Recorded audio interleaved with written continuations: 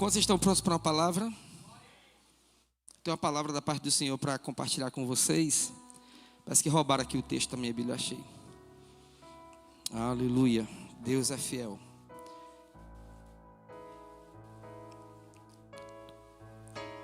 Amém? Aleluia. Que a palavra do Senhor nos sustente, hein, amados? Oh, o que seria de nós se não fosse a palavra do Senhor? O que seria se não fosse o alimento que temos? Esse ano eu tenho pedido ao Senhor, tenho orado, tenho pedido ao Senhor estratégias para fazer muitas coisas. E o Senhor disse que eu ficasse tranquilo, que Ele ia orientar em tudo. Ia guiar. E além de muitas direções que a gente precisa para esse ano, tem algo que queima muito forte no meu coração, é sobre a oração e sobre uma forma de evangelizarmos. O Senhor já me deu uma direção bem clara a respeito de evangelismo. Quando a gente fala de evangelismo, todo mundo não, uma grande maioria das pessoas, dos crentes, eles vêm rápido na mente deles o evangelismo pessoal, na rua, entregando folhetos. Isso é muito bom, mas há métodos e métodos, né? Satanás, ele blinda a sociedade de uma forma terrível. Satanás faz desdobramentos espirituais para que as pessoas fiquem blindadas para certos tipos de evangelismos que a igreja, no decorrer dos anos, criou, desenvolveu pela direção do Espírito. Satanás, ele faz um desdobramento espiritual, as pessoas ficam blindadas e parece que aqueles evangelismos eles já não servem mais. Quem evangeliza sabe o que eu estou dizendo. Aqui nesse conjunto muitas pessoas fazem blitz nos pontos do ônibus ali. Já fizemos isso, quem lembra que fizemos isso? Blitz, essas coisas, cartazes, entregamos folhetos. O evangelismo mais produtivo que a gente fez, por último, foi o evangelismo de poder, orando pelas pessoas no meio da rua, perguntando se elas tinham alguma causa. E aqui e acolá aparecia alguém doente, com a causa, com a família, com o casamento, com o filho. A gente orava e dava muito certo. É um método muito bom, poderoso. A gente desenvolveu esse método por algum tempo. E isso a gente buscou inspiração no ministério do apóstolo Guilherme Maldonado. E é um evangelismo muito poderoso. É necessário que os evangelistas estejam todos eles ungidos, né? Com oração em línguas, na ponta da língua. Todos trabalhamos com unção, com libertação. E eu sei que assim, algumas pessoas que foram comigo, outras que não foram também, oraram por enfermos. Nós expulsamos até demônio nesses evangelismos. Chegava, a pessoa estava lá na calçada, a gente puxava conversa. De repente, a pessoa contava uma causa, a gente entrava na casa da pessoa, orava, a pessoa, endemoniada. Aceitaram Jesus. E a gente precisa de direção. Assim, esse ano eu estou pedindo ao Espírito direções para novas formas de evangelismo e oração também. A gente tem muita coisa a fazer esse ano e eu quero fazer tudo de forma antecipada, organizada. Vocês estão comigo? E eu também estou pensando numa forma de ensinar a igreja. Não é uma escola, como a gente sempre fez escola de poder, discipulado, não. Ensinar a igreja a depender do Senhor nas Escrituras. Vocês estão comigo? É algo que a gente precisa fazer, bater forte, é levar os nossos servidores, o nosso povo a se alimentar da palavra. A gente não quer, amados, uma equipe de serviço somente trabalhadora, somente um povo que é dado à unção, né?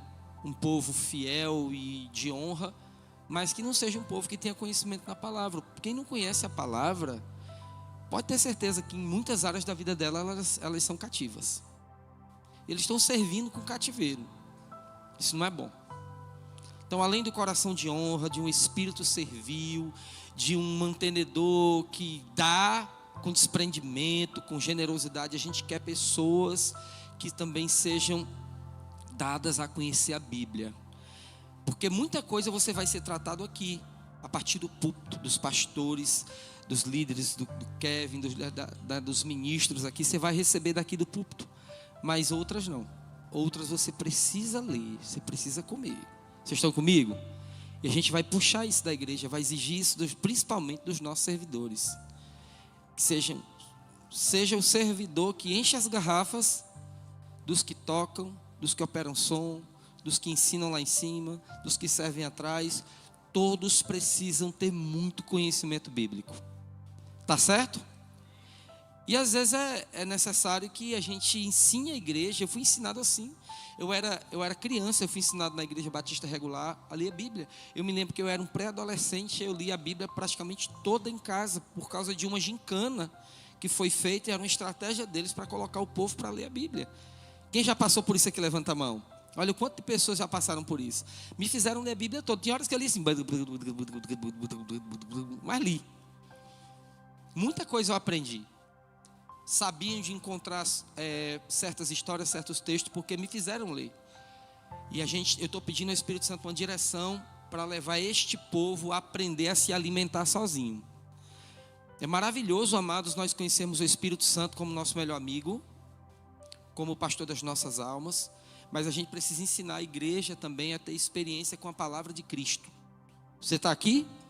Para que a gente não seja um povo só que está acostumado na experiência extrasensorial, se arrepia, e chora, e cai.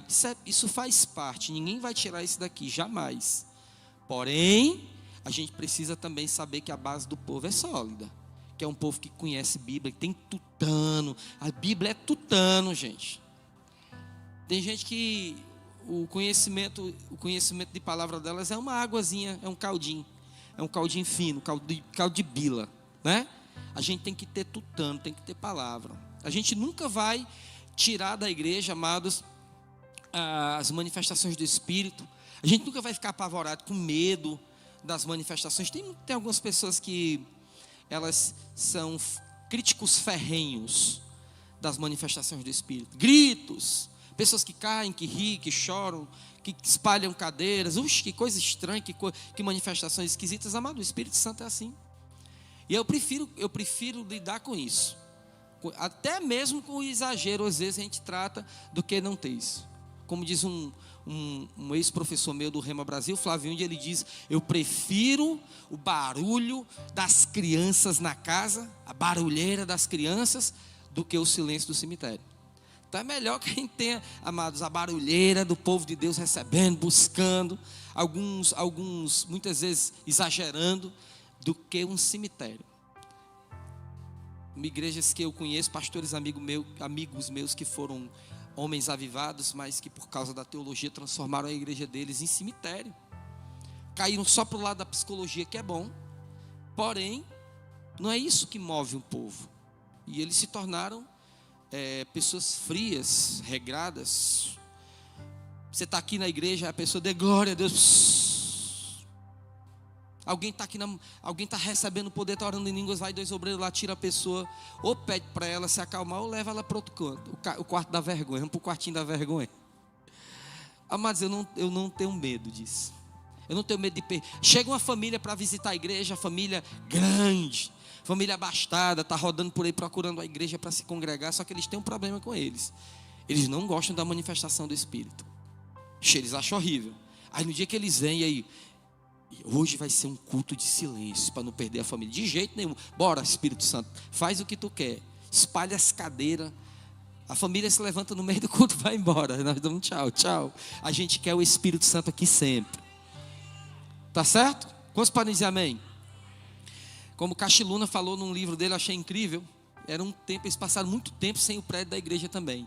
Tem gente que não sabe, mas muitos homens de Deus passaram muitos anos sem o prédio da igreja. Muitos. Pastor Ricardo se mudou, se eu não me engano, 9 foi 11 vezes, para até chegar no lugar que eles compraram, 30 anos, mais de 30 anos de avivamento. E o Cachiluna também não tinha o prédio próprio, e eles viviam orando por isso. Eu já contei essa história aqui várias vezes. E ele disse que orava, e um dia chegou um visitante da igreja, era alguém abastado, né? Alguém que tinha recurso, e gostou do culto, gostou da igreja, gostou da atmosfera, gostou de tudo. E ele veio naqueles dias que o culto não estava tão violento, né? Que às vezes há cultos que a gente está bem ameno, e há culto que a gente põe toda a pólvora, né? Explodindo é tudo, né? E aí ele gostou da igreja, disse que ia ficar na igreja, ficou empolgado com a palavra do homem de Deus. E a igreja não tem um prédio próprio? Não, tem não. Vixe, rapaz, eu tenho um negócio acolá que vai dar certinho, vou doar para a igreja. Parece que era um terreno muito grande, ou era um prédio muito grande, e ele já tinha sinalizado que ia doar para a igreja. E ele não tinha doado ainda, e o Cachiluna estava muito... Quem conhece Cachiluna? Da Guatemala, um gigante como o pastor Ricardo. Igreja de milhares. A igreja das crianças lá é um mundo. E ele disse que estava com o coração apertado. Vixe, o homem vai vir no dia, na noite de glória logo. Logo na noite de glória, e tem um escudo lá que eles chamam de noite de glória. E o homem foi. Disse que quando o homem viu aquilo lá, o homem ficou assim, ó. Perdemos o prédio. O homem foi-se embora, não voltou mais, mas o Senhor tratou com ele. O Espírito Santo disse para ele: olha, você tem que me aceitar do jeito que eu sou. Eu não aceito vocês do jeito que vocês são, com todas as qualidades e defeitos que vocês têm. Por que você não me aceita? Por que todo culto você está tentando explicar que quando eu venho, alguém cai, alguém chora, alguém ri? Para de explicar, deixa a coisa acontecer. Se eu te aceito do jeito que você é, me aceita do jeito que eu sou. Quando eu entro numa reunião, ninguém sabe o que vai acontecer. Ele disse que a partir daí ele parou de explicar que quando o Espírito Santo descia, pessoas caíam, ele disse que deixou o Espírito ficar livre e Deus deu tudo o que eles precisavam. Quantos podem dizer amém? Assim somos nós. Então, eu desejo de todo coração que a igreja cresça em graça e em conhecimento, aprenda a manusear a Bíblia, como Paulo diz, né? Procura apresentar-te a Deus como obreiro aprovado, que não tem do que se envergonhar e que maneja bem a palavra da verdade. Não só uma pessoa de testemunho, não só uma pessoa que tem vida, mas uma pessoa que sabe o que está dizendo. Uma pessoa que conhece Bíblia. Vocês estão comigo? Diga amém. Bom, então eu quero ler um texto com vocês. Quero ser breve, mas o Espírito Santo é o Espírito Santo. Hebreus 12, do 14 ao 24. Para ficar melhor, mais dinâmico, né? Eu quero todo mundo ler aqui comigo Hebreus 12, do 14 ao 24. Diz assim: esforcem-se para viver em paz com todos e para serem santos. Sem santidade, ninguém verá o Senhor. Cuidem que ninguém se exclua da graça de Deus, que nenhuma raiz de amargura brote e cause perturbação, contaminando a muitos. Que não haja nenhum imoral ou profano como Esaú, que por uma única refeição vendeu seus direitos de herança como filho mais velho. Como vocês sabem, posteriormente, quando quis herdar a bênção, foi rejeitado e não teve como alterar a sua decisão, embora buscasse a bênção com lágrimas. Vocês não chegaram ao monte que se podia tocar e que estava em chamas, nem as trevas, nem a escuridão e nem a tempestade. Ao soar da trombeta e ao som de palavras tais que os ouvintes rogaram que nada mais lhes fosse dito, pois não podiam suportar o que lhes estava sendo ordenado. Até um animal, se tocar no monte, deve ser apedrejado. O espetáculo era tão terrível que até Moisés disse: estou apavorado e trêmulo. Mas vocês chegaram ao Monte Sião, a Jerusalém Celestial, a cidade do Deus vivo. Chegaram aos milhares de anjos em alegre reunião. A igreja dos primogênitos, cujos nomes estão escritos nos céus. Vocês chegaram a Deus, juiz de todos os homens, aos espíritos dos justos aperfeiçoados, a Jesus, mediador de uma nova aliança, e ao sangue aspergido que fala melhor do que o sangue de Abel. Quantos podem dizer amém? Aí nós chegamos. Quantos podem dizer eu creio nisso? Aí nós chegamos. Foi aí que nós chegamos onde a Bíblia diz em nome de Jesus, amém? Amados, eu tenho uma rápida palavra para compartilhar com vocês, até certo ponto doutrinária. Eu queria que vocês prestassem bastante atenção, amém? Porque aqui nós acabamos de ler, né, um apanhado de conselhos poderosos da palavra de Deus para nós. Nos dias que se chamam hoje, nós estamos, amados, vivendo debaixo de uma aliança superior, com superiores promessas. Então, amados, não se escandaliza, não fica impressionado com as declarações da palavra de Deus, porque elas são verdadeiras, elas são legítimas. De todos os homens de Deus que falaram, liberaram palavras e fizeram declarações pelo Espírito, as quais estão registradas na palavra de Deus, eu acredito que Jesus foi aquele quem declarou coisas mais absurdas. Jesus foi aquele que falou coisas para nós, nos deixou ensinamentos mais absurdos. Absurdos no bom sentido. No sentido de que, meu Deus, que é isso que ele está dizendo. Eu posso fazer isso? Eu posso mesmo viver isso? Não, Jesus, ele declarou coisas tremendas. Jesus nunca ficou por baixo dos outros homens de Deus que escreveram, que comunicaram. Nunca. Declarações poderosas. E aqui a gente está num texto que está falando de coisas poderosas. Amado, se a gente pegar a Bíblia e abrir a Bíblia em certas cartas, principalmente a gente está falando do Novo Testamento. Se a gente abrir a carta aos Efésios e for ensinar para a igreja, a gente tem que estar, a gente que ensina tem que estar muito preparado, tem que estar em fé, e a igreja precisa estar muito ungida para receber, porque a carta aos Efésios é uma carta de absurdos espirituais. Absurdos no bom sentido, tudo verdade, tudo legítimo. Tudo legítimo. Que absurdo para a gente, porque o nosso entendimento é pequeno. A nossa fé é pouca. O povo de Deus ainda é muito negativo, incrédulo. Estou falando a verdade e estou me colocando junto no meio desse bojo aí. O povo de Deus ainda precisa, amados, crer mais, porque a Bíblia, amados, é um livro que nos apresenta a herança. A gente está acostumado a viver da forma religiosa antiga, como a gente aprendeu, e a gente vivia com medo. Quando a Bíblia diz que o Espírito que Ele colocou em nós não é um Espírito que nos leve a temer novamente. A gente não precisa temer. A gente está acostumado a viver só naquilo que dizia, como a gente aprendeu do velho pregador. O velho pregador vinha para o púlpito meter medo no povo de Deus, falar do inferno. É claro que a Bíblia fala sobre o inferno. Em nenhum momento a Bíblia omite que existe a perdição eterna, a separação total de Deus. A Bíblia não omite isso, está lá. Mas o foco da Bíblia é apresentar o amor de Deus através de Jesus Cristo e o plano perfeito e poderoso da salvação, no qual temos todas essas coisas que nós acabamos de ler.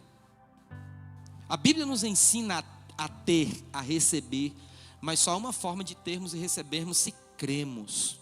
Se cremos, se crermos naquilo que a Bíblia está falando, acessamos. Quem crê, acessa. Você está comigo? Diga comigo, se eu crer, eu acesso. Diga, quem crê, acessa. Por mais que pareça uma frasezinha de aula de escola dominical, não é. Só acessa quem crê. Quem crê e reverbera. Se você não crê, você pode até ler.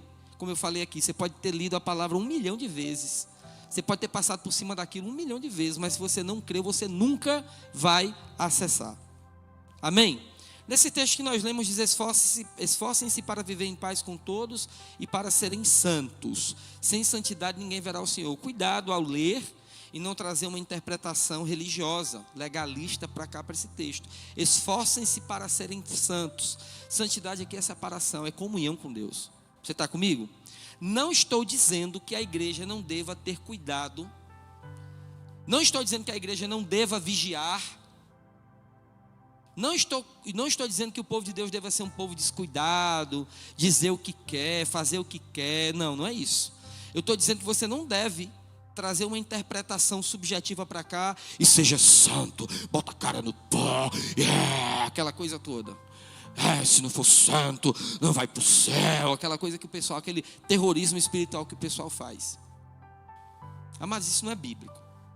A santidade, amados, é um fruto que o cristão dá. Só vou falar sobre isso aqui, só para a gente começar. Não é sobre isso que eu vim falar nessa noite, sobre santidade. Mas santidade é fruto, nunca é raiz. Quando você procura viver na sua vida a manifestação de que a santidade é a raiz, você tem que buscar ser santo e ser agradável a Deus, aí é que você vai pecar. A santidade é fruto de uma vida de comunhão com Deus, fruto de uma vida de quem procura nas Escrituras uma vida reta diante do Senhor. Se você procura isso nas Escrituras, você vai encontrar. A Bíblia é o espelho do cristão, e o reflexo que você vai ver na Bíblia, principalmente no Novo Testamento, é o reflexo de um homem, de Jesus Cristo, um ser humano. O reflexo que Deus tem para nós perfeito é o reflexo de Jesus. A Bíblia é o nosso espelho. Quando nós lemos a Bíblia, nós vemos esse reflexo, amados, refletindo em nossas vidas, e a gente aprende como andar, aprende como perdoar, olhando para o reflexo de Jesus, aprende como a ter domínio próprio. E aí nessa comunhão, porque tem gente que não sabe, mas quando eu leio a Bíblia, eu tenho comunhão com Deus. Tem gente que ficou só num tipo de comunhão. Aquela de ir para o quarto, de orar, de cantar, de orar, de dizer palavras maravilhosas. Isso é bom, isso é tremendo. A gente tem que fazer isso todo dia. Mas tem um momento que parece que essa como tipo de comunhão seca. Quem já sentiu isso? Para. Deus para. Porque Ele quer que você vá para um outro nível de comunhão. É a comunhão da leitura. A comunhão da leitura, que você pega a Bíblia e você começa a comer. Você precisa se alimentar e ter comunhão com o Senhor através da palavra. De repente você está bem e você volta a adorar, volta a cantar, volta a ter revelações, escalar a baxéria e por aí vai. Mas você precisa da palavra. Você pode dizer amém? Então nessa comunhão, dessa maneira como eu estou falando, a santidade vai ser um fruto espontâneo. Você está comigo? Você não vai precisar de ninguém puxando na sua orelha, pregador gritando no seu ouvido, dizendo: seja santa, mulher, homem. Como tem as pregações por aí: homem safado, sem vergonha, mulher cretina. Tem tá pregação assim, tá por aí. Cria vergonha na cara de acho. Mas essas coisas até parecem boas. Mas me diga uma coisa, você, ela tem poder de gerar transformação em alguém? Safado, sem vergonha, te converte. Pode até deixar alguém constrangido na hora da reunião. Pode até deixar. A pessoa baixa a cabeça. Mas não tem poder para transformar. Não tem.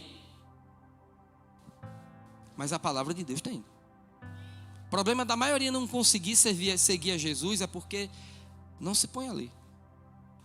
Ateus, muitos ateus, longe de igreja, sem nunca ter colocado um pé dentro da igreja, se colocaram num desafio de ler a Bíblia. E se converteram sem nunca ter pisado o pé numa igreja. Para vocês terem ideia do poder que a palavra tem. Ateus leram, e muitos leram, escute, nem todos se converteram, muitos leram e tentam usar a palavra contra os cristãos. Eu conheço mais do que você. Conhece a letra, mas não conhece o espírito da palavra. Alguns nessa intenção de ler para discutir, usar a palavra como ferramenta, como arma, né, para atacar os cristãos descuidados, que tem muitos por aí, né? Alguns foram ler e se converteram.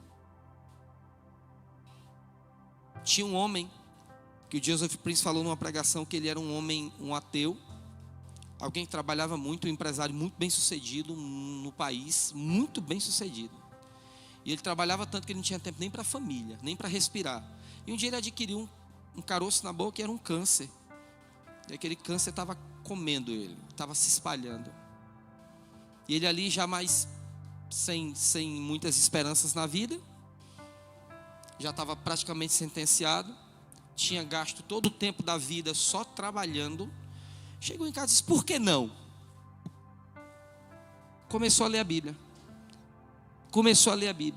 E ele leu a Bíblia toda. Quando ele terminou a experiência de ler a Bíblia toda, ele disse que a cada dia se sentia mais forte, e aquele câncer parece que ia diminuindo, sem medicação, sem nada. E ele disse que começou a crer no poder das Escrituras, ele começou a ler sobre as histórias de Jesus, e de repente ele foi completamente curado, e disse: a partir de hoje eu não sou mais ateu, eu sou um crente no Senhor Jesus. Só lendo. Eu não estou ensinando ninguém deste extremismo, que tem gente que só quer uma palavra dessa para ir para casa dizer que não precisa congregar, vai só ler a Bíblia e servir ao Pai em casa. Deste extremismo. Isso que aconteceu com esse ateu é uma exceção. Diga, não é regra. É uma exceção. Eu estou trazendo isso aqui para você entender que a palavra de Deus tem poder. Tá certo? Então a santidade é um fruto que se manifesta de forma espontânea por causa de uma comunhão. Então a comunhão é a raiz, a santidade é um fruto. Diga amém por isso. E aqui, amados, esse texto ele aborda também, eu quero falar rapidamente sobre Esaú. A gente já falou bastante sobre isso. Esaú, o irmão gêmeo de Jacó, né? O que nasceu primeiro, o que vendeu a bênção da primogenitura por um prato de lentilha, e a Bíblia o chama de imoral ou profano. Quem age assim com as coisas espirituais diante de Deus é um imoral. Pastor, imoral é só aquele que pratica imoralidade. Quem troca o que é espiritual, a bênção. Escute, você é um salvo. Diga, eu sou um salvo. Salvo na Bíblia é sozo, salvação, soteria. Então, no estudo da salvação, soteriologia, amados, a Bíblia ensina que a salvação, amados, é algo muito maior do que o que a gente pensa. Tem gente que pensa que salvação é só livramento do fogo do inferno, que já é muito bom. Diga, é muito bom. Olha para cá, preste atenção no que eu estou dizendo. Só você ser livre, saber que você vai ser livre um dia de passar a eternidade no fogo do inferno, que tem gente que acha que não existe, mas existe. Existe, a Bíblia chama de segunda morte. A primeira morte é o inferno, a segunda morte é o lago de fogo. E é uma coisa que a Bíblia diz que é eterno também. Hoje os que estão no inferno estão só em espírito. Os que descem hoje a masmorra profunda no seio da terra, descem em espírito. Os que vão ser lançados no lago de fogo vão ser lançados com espírito, alma e corpo. Vai estar com o corpo no lago de fogo. Por que não pecou no corpo? Vai ser condenado no corpo também. Mas como eu disse, eu não estou aqui para falar disso. E muitos, amados, rejeitam a bênção. A salvação, eu quero dizer para vocês que ela não é só um livramento do lago de fogo. A salvação, amados, também é um pacote de muitas bênçãos de Deus para as nossas vidas. É um pacote. É cura, é libertação, é crescimento, maturidade, possibilidades, inclusive preservação. É tanto que está escrito em 1 Tessalonicenses, eu não lembro, só sei que é no capítulo 5, que Deus nos preserva espírito, alma e corpo irrepreensíveis até o dia de Cristo. Salvação é preservação. Deus preserva teu espírito, Deus quer também preservar a tua alma dos ataques da vida, das cargas emocionais perigosas que a gente está vivendo nesse dia, que estão matando muitas pessoas. É tudo tão sensível que a gente está vivendo. E Deus também quer preservar o teu corpo. Para isso Deus tem um dispositivo chamado curas e milagres. Então tudo isso está dentro do pacote chamado salvação. Vocês estão aqui? E é sobre isso que eu quero falar com vocês. Salvação, amados, é algo que não deve ser rejeitado. Muita gente pensa, qual é o pior pecado? O pior pecado é o homicídio, é a prostituição. Muitas pessoas acham que o pior pecado do mundo é a homossexualidade, lesbianismo. Tem gente que está achando que é só isso. E está tão enganada. Tem gente que está achando que a homossexualidade é o pior pecado, é o pecado mais feio dentro de Deus. E às vezes as pessoas estão tão inseridas em alguns pecados que condenam tanto quanto a homossexualidade. Toda prática de pecado, amados, é condenável diante do Senhor. E eu quero dizer para vocês nessa noite que nós precisamos entender diante do Senhor que a salvação em Cristo nos transforma, nos liberta e nos cura. Do mesmo jeito que existe purificação, justificação e santificação, existe cura, libertação e transformação. Você está comigo?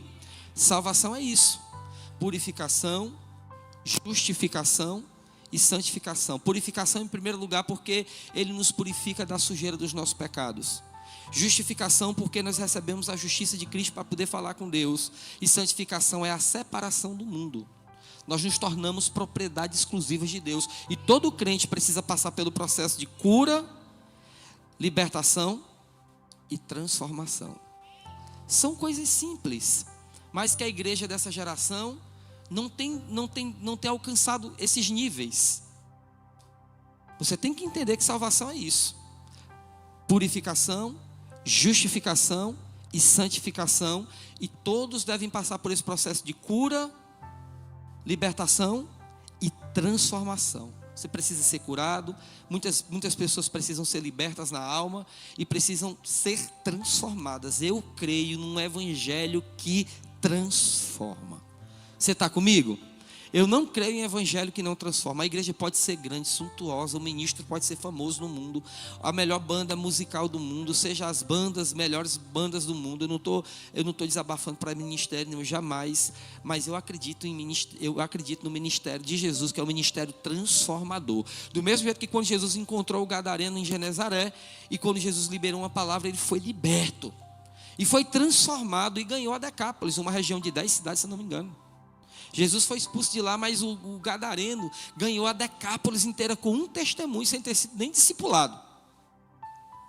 Para você ver o tamanho do poder de Deus quando transforma uma pessoa. Um crente verdadeiramente curado, liberto e transformado, ele é uma bomba espiritual. Ele é uma bomba no mundo espiritual, uma bomba no bom sentido.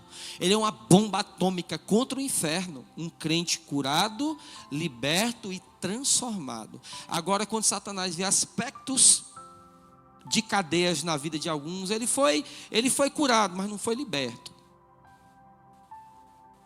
Ele foi liberto, mas não foi totalmente transformado. Satanás, ele usa aquilo para destruir a pessoa, para que ele nunca seja um bom testemunho, para que ele nunca ganhe ninguém para Jesus, para que ele seja sempre um mau exemplo para o cristianismo. Nós temos que ter cuidado com isso, amados.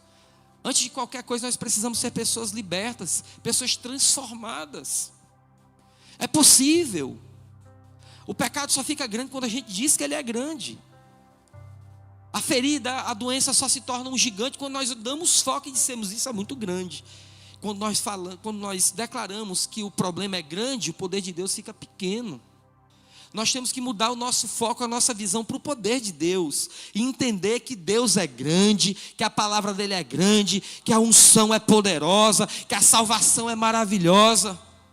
Vocês estão aqui comigo? E que nós não podemos trocar essas coisas pelo lixo do mundo. Tudo que o mundo nos apresenta, amados, comparado com o que Deus tem nos dado, é lixo. Quando Esaú deu o direito de primogenitura, porque aquele direito de filho primogênito, amados, ele falava de uma bênção. Ele não só rejeitou o fato de ser o primogênito, nasceram no mesmo dia, na mesma hora, só que ele nasceu na frente e Jacó vinha agarrado no tornozelo dele. Então a bênção da primogenitura, pela palavra de Deus, era para ele. Mas a forma como ele se comportou, ele desprezou, ele desonrou, ele rejeitou e vendeu por um prato de lentilha. E Jacó fez ele jurar e ele jurou, ele se lascou. Quando ele veio correr atrás do prejuízo, a Bíblia diz, em Hebreus nós lemos, é tarde. Ele correu em lágrimas, mas não houve jeito, já estava sobre Jacó e a descendência de Jacó. Tudo que estava no lombo de Jacó foi abençoado. Tudo. Rejeitar a bênção é um perigo. Rejeitar a salvação é um perigo. É um perigo. Nós não podemos, amados, nessa geração, nos comportarmos diante do Senhor como imorais ou profanos. O que temos recebido do Senhor é maravilhoso. É maravilhoso, é incomparável. E tem gente que ainda quer viver na lei. Deixa eu mostrar para você aqui. Exato, como vocês sabem, posteriormente, quando quiser dar a bênção, foi rejeitado e não teve como alterar a sua decisão, embora buscasse a bênção com lágrimas. Passa mais um para a gente terminar. Vocês, olha só, é desse versículo para frente que eu quero terminar agora. Vocês não chegaram ao monte que se podia tocar. Não passa agora. Diga, não chegamos. Olha o que a Bíblia está dizendo. O povo do Velho Testamento chegou. Nós não. Tem gente que quer no púlpito trazer o povo da Nova Aliança, fazer o povo voltar para o Velho Testamento. A Bíblia diz que nós não chegamos. Vocês não chegaram ao monte que se podia tocar. Está falando do Sinai, que é o mesmo Horebe. No dia da consagração, quando Moisés também subiu para trazer as tábuas da lei, aquele monte fumegava, e a Bíblia diz que uma nuvem escura ficou sobre ele, a visão ficou aterradora, assombrosa, e não tinha nada a ver com o mal de Satanás, era tudo vindo da parte de Deus. Deus decidiu se mostrar assombroso, para o povo entender que ele era o Deus Todo-Poderoso, e que naquela relação tinha que haver temor, e Deus estava dificultando um pouquinho, para que o povo entendesse que ele, com as suas próprias forças, jamais poderiam alcançar uma plena comunhão e santidade diante de Deus. Naquele dia o povo cometeu um erro. Moisés diz a Yahvé que tudo o que ele quiser faremos, orgulho. Eles não podiam fazer nada, eles tinham que se render e se humilhar. E dissesse: se não for pela tua misericórdia, a gente está perdido. Não, diz a ele que tudo o que ele disser nós faremos. Orgulho, não sabia nem o que Deus ia pedir para eles. Eles deram um cheque em branco para Deus, diferente do que o Kevin falou aqui. Eles deram um cheque em branco para Deus. Está aí, Moisés, leva esse cheque para Deus e diz que ele pode colocar lá o que ele quiser que a gente vai fazer. Foi assim que eles agiram. Diga a Yahvé que o que ele quiser faremos. Eles não sabiam nem as dificuldades que Deus ia apresentar para eles. Deus quis se manifestar de forma poderosa, mas era graça para eles, mas eles preferiram lei. Então vamos lá. Vocês não chegaram ao monte que se podia tocar e que estava em chamas, nem as trevas, a escuridão, nem a tempestade. Ao soar da trombeta e ao som de palavras tais que os ouvintes rogaram que nada mais lhe fosse dito, pois não podiam suportar o que lhes estava sendo ordenado. Até um animal, se tocar no monte, deve ser apedrejado. O espetáculo era tão terrível, não tira desse versículo agora, que até Moisés disse: estou apavorado e trêmulo. Amados, o melhor entre eles era Moisés. Até Moisés ficou com medo. Tão forte, tão aterradora era aquela visão do Monte Sinai. O Monte Sinai representava exatamente isso. Um Deus tremendo, assombroso, lei, rigor. Até um animal que tocasse no monte tinha que morrer. Moisés, o melhor entre eles. Não tinha ninguém melhor do que Moisés ali. Ficou trêmulo e apavorado. Mais um, por favor. Mas, olha só, no 18 diz que a gente não chegou. No 22 diz que a gente chegou. Mas vocês chegaram ao monte. Diga Sião. Diga: não estou no Sinai. Diga: estou em Sião. Eu quero que vocês entendam, todos entendam que aqui a gente está falando só de coisa espiritual, nada físico, como era o Sinai. O Sinai era físico. Era uma manifestação visível. Todo mundo viu aquelas trevas, aquele fogo. O monte ficou, amados, em chamas. E não se desmanchou. Todos ouviram, amados, aquele rugido do monte, aquela coisa pavorosa. Eles disseram: para, não quero ouvir isso. Estavam com medo.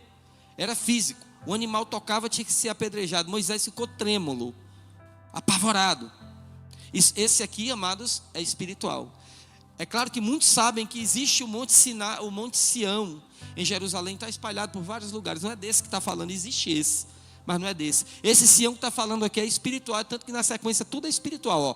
Mas vocês chegaram ao Monte Sião, a Jerusalém, não é daqui, celestial, a cidade do Deus vivo, lá em cima. Chegaram aos milhares de anjos em alegre reunião. Não tira daí. Amados, Sião é a igreja. Quantos podem dizer amém? O escritor está dizendo: vocês não chegaram àquele monte terrível, que até o melhor deles, Moisés, tremeu de medo. Vocês chegaram à coisa melhor, porque alguém, uma pessoa, um homem, Jesus Cristo, ele cumpriu toda a lei, todo o rigor da lei, e ele foi para a cruz do Calvário no nosso lugar, ele foi condenado no nosso lugar, ele foi castigado no nosso lugar, ele desceu no nosso lugar e subiu em justiça, porque nele mesmo não havia pecado. Então, amados, para nós da nova aliança foi um salto. Nós não precisamos chegar ao Monte Sinai, ao Monte Horebe, mas Deus nos levou pelo Espírito Santo a Sião. Eu quero dizer à igreja maravilhosa, nós somos o Monte Sião do Senhor. A Bíblia diz, amados, que nós já chegamos. Por que já chegamos? Porque Paulo diz em Efésios que nós estamos assentados, ressuscitamos com Jesus e estamos assentados com Ele aonde? Nos lugares celestiais em Cristo. Chegamos a Jerusalém celestial, a cidade do Deus vivo, chegamos aos milhares de anjos em alegre reunião, mais um. A igreja dos primogênitos, agora todos somos primogênitos. Todos receberam a bênção da primogenitura. No passado, Esaú vendeu a bênção. A Bíblia chama ele de imoral e profano. Perdeu a bênção, nem com lágrimas conseguiu reconquistar a bênção de Deus. Mas a Bíblia diz que todos os que estão em Cristo são primogênitos. Já pensou um negócio desse? Eu também sou primogênito como Paulo. Paulo nasceu não sei quantos mil anos atrás, 2000 anos atrás, quase 2000 anos atrás. Os homens de Deus que nasceram em Cristo, Pedro, Paulo, João, Tiago, os apologéticos, os mártires, os que morreram, amados, assim como eles, nós somos primogênitos. Não importa se eu tenho 40 anos de fé, ou se o irmão que confessou Jesus agora tem dias, horas de fé, todos em Cristo Jesus somos primogênitos. Você pode dizer amém? Nós estamos na igreja dos primogênitos. A bênção espiritual está sobre nós. Cuidado, para que você não faça como Esaú. Para que você, sendo um primogênito do Espírito, você não rejeite a bênção que está sobre a sua vida e se torne um imoral diante de Deus, porque prefere o que o mundo está oferecendo para comer, está te dando para comer, do que o que Deus está te dando para você se alimentar. A igreja dos primogênitos, isso é lindo demais, cujos nomes estão escritos aonde? Nos céus. Amado, você já parou para pensar que o teu nome está rolado nos céus? Está escrito no céu? Eu não sei, eu acho que não é esse mesmo nome. Meu nome é Leonardo Coelho Duarte. Eu não acredito que é Leonardo Coelho Duarte que está escrito lá. Tem um nome novo para mim lá. Tem um nome novo para você escrito no céu, na Jerusalém Celestial. Por isso que a gente canta, sou um cidadão do céu. Somos. O nosso nome já está escrito lá. Nos livros, em algum lugar os nossos nomes estão escritos lá. E Deus está só esperando a hora, porque somos salvos. Chegamos a Sião, chegamos a Jerusalém Celestial, nossos nomes estão escritos, somos a igreja dos primogênitos, chegamos às miríades de anjos, chegamos, amém? Vocês chegaram a Deus, chegamos a Deus, Jesus foi a ponte para que chegássemos a Deus, juiz de todos os homens, olha só que lindo, aos espíritos dos justos aperfeiçoados, eles estão lá, nossos parentes que morreram, Fatinha, Neuzinha, quem mais você pode dizer? Os grandes homens de Deus dessa geração, os familiares, os que morreram em Cristo. Quem está em Cristo agora são justos aperfeiçoados. Eles estão lá, e a Bíblia diz que até a eles nós chegamos. Nós chegamos a Jerusalém Celestial, somos a igreja dos primogênitos, nossos nomes estão escritos. Nós chegamos a Deus, o juiz de todos os homens, aos espíritos dos justos aperfeiçoados. Amados, a dor da separação pode ser ruim, mas nós estamos ligados a eles em Cristo Jesus. Ainda vamos nos confraternizar muito. Ainda vamos, amados, estar perto deles e dizer: está vendo como essa história de confessar Jesus e obedecer foi maravilhoso? Estamos aqui em festa para sempre. Por isso, para terminar mais um, a Jesus. Olha só, o escritor deixou a melhor parte, amados, por último no texto. Chegamos a Jerusalém, a igreja dos primogênitos, a Sião Celestial, os nossos nomes estão escritos. Chegamos a Deus que é bom, é maravilhoso, é a melhor parte, aos espíritos aperfeiçoados, mas diz: e chegamos por fim a Jesus, mediador de uma nova aliança, e ao sangue aspergido, que fala melhor do que o sangue de Abel. Por causa dele, só por causa de Jesus, todas essas coisas se tornaram possíveis. Amados, é muito profundo. É necessário revelação para que alguém bata no peito e diga: eu tenho orgulho de ser um salvo no Senhor Jesus. Isso é revelação. A maioria desse povo hoje que diz aí que é salvo, amados, sem querer julgar ninguém, eu não sou juiz, jamais eu poderia fazer isso, mas tem muita gente. A Bíblia diz que pelo fruto se conhece a árvore. Tem muita gente que está dando fruto de injustiça, fruto de impiedade, fruto de crueldade, fruto de amargura.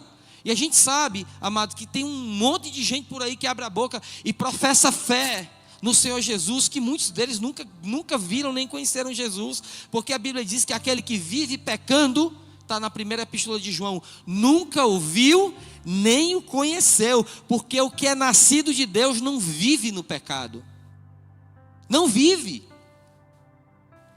É preciso de revelação, de profunda revelação, para você entender o que é ser um filho de Deus, o que é ser um salvo. Quando você sabe que você é um salvo, você não troca a sua salvação por qualquer coisa, por qualquer sugestão de Satanás, por qualquer prato de lentilha. O espírito de Jacó, se é assim que eu posso dizer, o espírito do enganador, que na verdade é o espírito de Satanás, ele está solto por aí. Quando eu disse espírito de Jacó, no sentido de que Jacó, roubou a bênção. Mas é Satanás quem rouba a bênção. Está aí com os pratos de lentilha. Eu ouvi muito isso quando era novo convertido, um jovem assembleano. Eu escutei muito isso, isso me ajudou muito. Cuidado com o prato de lentilha, cuidado com o prato do mundo. E tinha muitos, e muitos davam tudo que tinham recebido. Pessoas que tinham acabado de ser batizadas no Espírito Santo, falaram em novas línguas. Pessoas que foram curadas, receberam dons. Pouco tempo depois elas estavam no mundo comendo daquele lixo que é oferecido. Eu quero dizer para você nessa noite, em nome de Jesus, o que eu quero falar para você aqui, amados. Eu não quero ressaltar o mundo, eu não quero ressaltar o pecado, eu não quero ressaltar o comportamento de um crente santarrão. Eu quero te dizer, amados, que estar em Cristo Jesus é maravilhoso. Aconteça o que aconteça nessa época que você está aqui, muitos estão passando por lutas, por dificuldades, estão com as suas almas, amados, talvez no pior momento de pressão. Mas deixa eu te dizer algo, não esqueça, onde Jesus colocou você, onde você está posicionado, teu nome está escrito no céu. Tem uma cidade te esperando. Jesus nos deu o céu por causa do seu sangue. Jesus te arrolou nos céus. Você hoje faz parte da Jerusalém celestial. Hoje você pode ser chamado pelo próprio Deus, como está escrito na Bíblia, igreja dos primogênitos. Nós temos a bênção da primogenitura em Cristo Jesus. Por quê? Porque Jesus foi o primeiro em muitos irmãos. A Bíblia diz que Ele é o primeiro em muitos irmãos, e a bênção que está sobre Ele é nossa. Somos herdeiros de Deus e co-herdeiros com Cristo. Herdeiros com Cristo. A mesma herança que Cristo recebeu de Deus é nossa. Se Ele é primogênito diante de Deus, eu também sou. Se Ele tem um corpo glorificado me espera. Porque seja na morte ou no arrebatamento, não importa.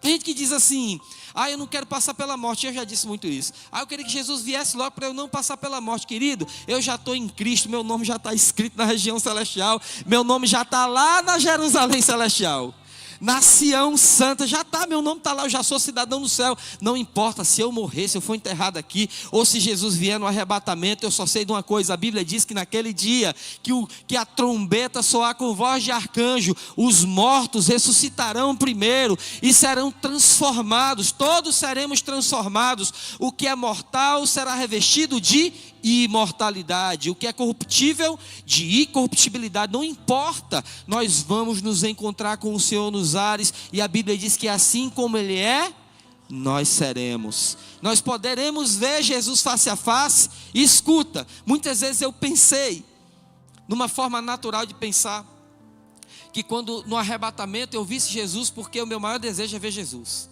Meu galardão não vai ser ver Paulo, Moisés, os entes, que eu vou ver todo mundo depois. Meus queridos entes que já passaram para o Senhor, meu avôzinho, minha avó que morreram em Cristo.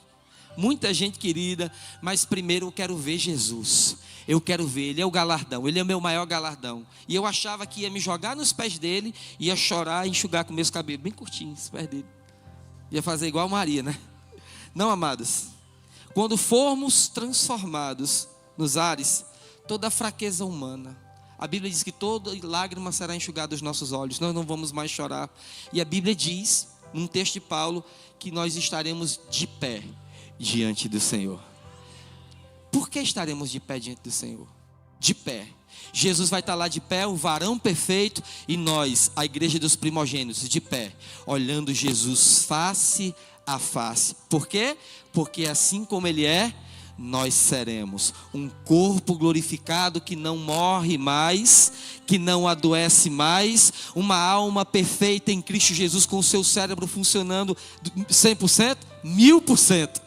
Vamos ter a mente de Cristo, nunca mais ficaremos aborrecidos. Quem tem lundu aqui? Quem acorda? Quem sabe o que é lundu? Quem acorda de lundu? Quem acorda com a macaca? Quem é bipolar? Quem está sorrindo no dia, no outro está dando piripaco?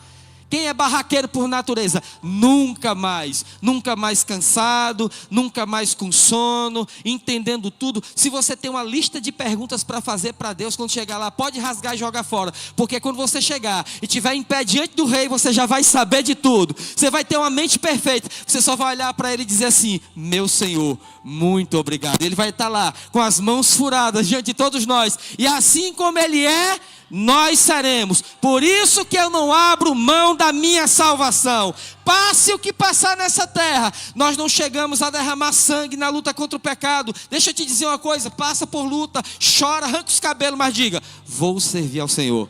Estou firme no Senhor, porque o que está reservado para mim, amados, é muito grande. É muito poderoso. Fique de pé em nome de Jesus. Somos a igreja dos primogênitos, aleluia.